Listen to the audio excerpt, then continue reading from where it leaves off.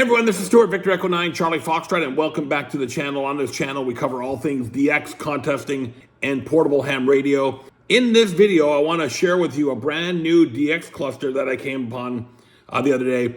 I've gone through them all, DX Watch, DX Heat, but I think I found the one that I really like now, and it's called Holy Cluster. Now, I'm not sure who's behind it and who makes it, but it's a really good cluster, because what I like about it gives you the graphical presentation that I wish other clusters did, but also the customization so that you can customize and see the things that you really want to see and what you care about when it comes to your DX ham radio activities. So let's get into it. I'm going to show you a quick demo.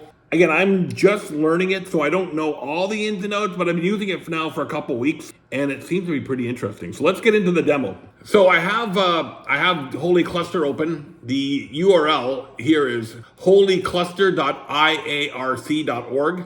Now, if we go and look at who the IARC is, iarc.org, let's go see if there's a website there.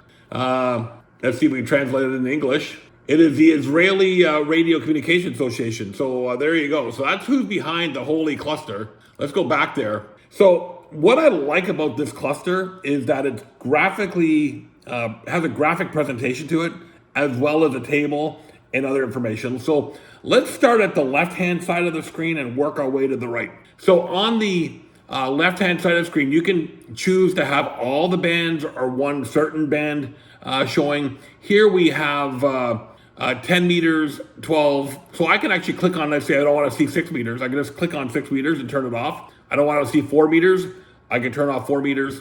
160, I don't need to see it. If I just want to see what's happening on 20 meters, I just hover over 20 and just choose only 20, and it only shows me the 20 meter spots. And so I like to see 10, 12, 15, 17, 40, and 80. Those are the ones that I primarily work. So I'll turn on those bands only, and then it also gives me where I am located in the map here, the radius of how big of a circle I want to see, and that there's 87 spots currently.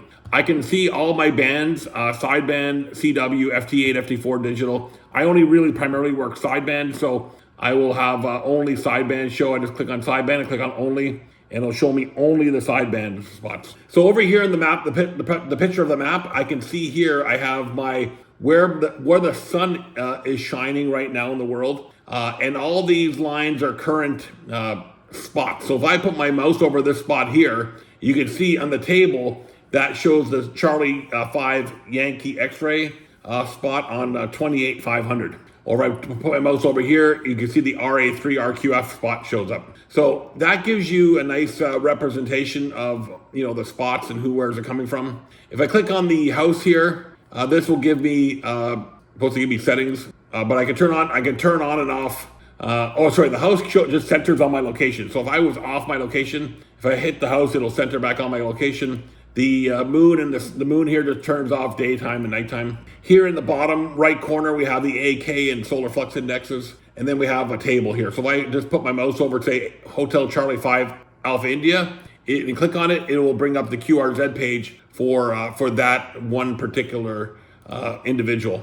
I can also show, if I wanted just to watch like DX Peditions, I can add certain alerts here. Say if I wanted to, look at let's show an alert on an entity in Canada, I can click apply. So anytime a Canadian shows up, I get alerted. I can turn that off. I can show only certain ones, or I can hide certain ones. So let's say there's a certain spotter, for example, who likes to spot continuously. I can turn off those spots. Like there's a guy on 80 meters in the morning that spots everything. I can turn off his his call and not see it. The plus sign here just allows you to create a new spot. This is the current time in UTC. How much is the refresh ratio? I have it set to 1 hour. The cloud in the green just shows that I'm online, and the little settings box here allows you to set your settings. So if I wanted to take my default map radius down to say 13,000, I can click apply, and it just brings it in a little closer. Again, it still shows me the gray line and the nighttime, daytime separations. Over here on the right-hand side, I can turn off certain DX. Let's say I don't want to see DX from Europe. I can turn off Europe. I don't want to see DX from North America. I really don't have any interest in seeing, what is being worked on inside of North America. So I can turn that off, and I can also show only DX that's being reported from North America. So that way it gives me a little bit better picture of things. If I station in Morocco, for example, is being actively worked by a North American station, chances are that I may have an opportunity to work that station. So there you have it, folks. There's the Holy Cluster, a pretty good DX cluster. Check it out.